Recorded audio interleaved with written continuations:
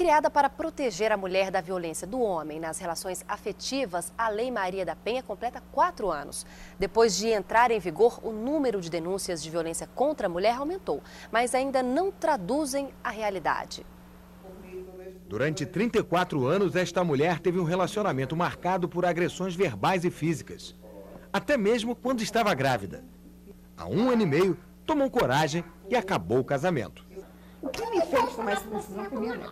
Eu não queria que ela visse eu sendo humilhada. A Lei Maria da Penha, que está completando 4 anos em vigor, trouxe maior proteção às mulheres vítimas, assim como penas mais severas e rápidas aos agressores. Entretanto, os números da violência contra a mulher em todo o país ainda são bem maiores do que os registrados em delegacias como esta. Quem nos dá os números mais próximos da realidade é a rede de saúde, porque a mulher procura às vezes o hospital, mas não procura a delegacia. A Central de Atendimento à Mulher, pelo número 180, recebeu no ano passado mais de 400 mil ligações. Os pedidos de ajuda e informações cresceram 49% em relação a 2008. Bom dia a todos. Grande parte dessas ligações é para que as pessoas possam pedir informações aí em relação à Lei Maria da Penha. Agora, quando a gente está falando aí de relatos de violência, essas ligações trazem metade das denúncias de uma violência física e depois da violência psicológica. A gente convidou a Ana Paula Ciamarella, ela é advogada e é assessora da Superintendência dos Direitos da Mulher para falar um pouquinho mais com a gente sobre esse assunto. Bom dia. A lei, ela trouxe um aumento de pena para o agressor, né? Ela também acabou com aquele pagamento de cestas básicas como punição, mas o que a gente vê ainda muitas mulheres morrendo e muitas agressões acontecendo. O que está faltando aí acontecer para que essa lei realmente seja cumprida? Pois é, eu acredito que mais do que uma legislação, a gente precisa de uma mudança na cultura da nossa sociedade. Não só da cultura das pessoas, da sociedade de uma maneira geral, mas também daqueles que fazem a aplicação e a interpretação dessa lei.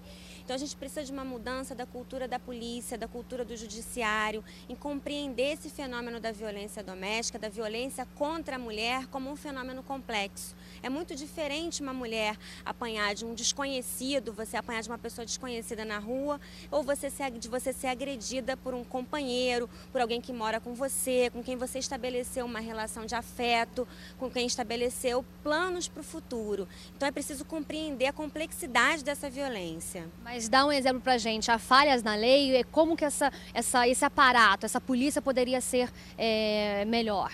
Eu acredito que a gente não tem falhas na lei. O que acontece é que muitas vezes a gente tem algumas falhas na interpretação e na aplicação dessa legislação, né? Então é muito importante que o policial, por exemplo, quando receba a mulher, não faça ali um pré-julgamento se ela vai se arrepender daquele registro, se ela vai ou não voltar com o marido. É preciso que ele acolha aquela mulher, compreenda que ela já teve muita coragem em denunciar e que ele possa retribuir aquela coragem que ela teve com uma atuação da polícia pertinente. Agora a gente viu na reportagem que as mulheres, muitas vão para os hospitais, daí vem, né, a estatística, muitas vão para a delegacia, agora depois, fez o registro lá, muitas vão voltar para casa, tem que voltar para casa e vão ficar de cara a cara com aquele agressor, né? O que fazer nessa hora? Em primeiro lugar, é importante que o policial informe que existem as medidas protetivas que podem retirar aquele agressor do lar para que ela volte para casa, se ela não tiver para onde ir, né? Outra medida possível é que ela procure um centro de referência para ser encaminhada a um abrigo que recebe essas mulheres e seus filhos, mulheres vítimas de violência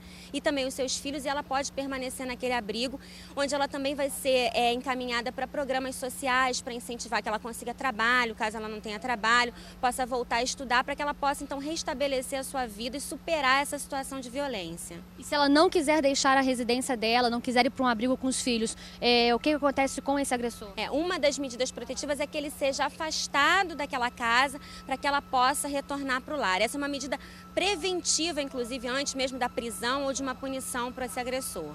Qual é o papel aí da sociedade nesse caso? Eu acho que tem um papel da sociedade em mudar a cultura, em educar os filhos para uma relação que não se estabeleça por meio do poder, né? Que a gente não perpetue o que a gente chama de desigualdade de gênero, que é esse desequilíbrio de poder entre homem e mulher na sociedade.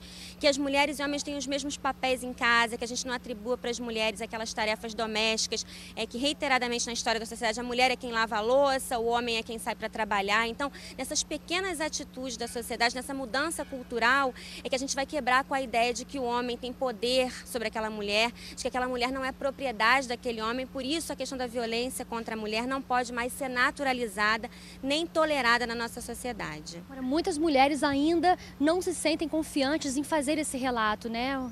Por que isso? Isso está muito ligado ao que a gente chama do ciclo da violência, né? As mulheres têm muito medo de denunciar, ou porque não vão receber aí, muitas vezes, o acolhimento adequado dos órgãos, como a delegacia ou como o judiciário. Mas existe também o que a gente chama de ciclo. Esse ciclo é um retorno da mulher àquela relação, porque muitas vezes aquele agressor promete que não vai mais se comportar daquela forma, e justamente porque existe entre eles uma relação de afeto, muitas vezes a mulher tende a, entre aspas, né, perdoá-lo, porque quer mais uma vez dar credibilidade para aquela relação e não quer se ver frustrada numa relação em que ela criou grandes expectativas, né? E aí, como criar uma confiança nela? Como que ela fazer com que ela se torne confiante? Eu acho que ela precisa conhecer a legislação, que é um instrumento de empoderamento daquela mulher, e confiar nas políticas públicas, né, existentes. Procurar um centro de referência, se ela não se sentir segura para vir à delegacia sozinha, ligar para 180 para pedir informações mais precisas, mas se empoderar e se apropriar desse instrumento que é a legislação. Porque quando ela também procura um órgão público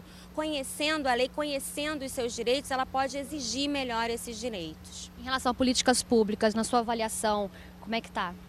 Eu acredito que a política pública expandiu muito para coibir a violência contra a mulher, para acolher essa mulher. Eu acho que a gente tem um saldo positivo em relação às políticas públicas, mas ainda há falhas porque a cultura, muitas vezes, das pessoas que vão operar com a Lei Maria da Penha não permite compreender a complexidade desse fenômeno. Então é importante conhecer, entender o conceito do que é gênero, do que são essas relações desiguais, mas compreender também que não é para naturalizar esse tipo de violência. Ok, obrigada pela sua participação. Se você quiser rever essa entrevista, acesse o site tvbrasil.ebc.com.br/repórter Brasil. Voltamos ao estúdio.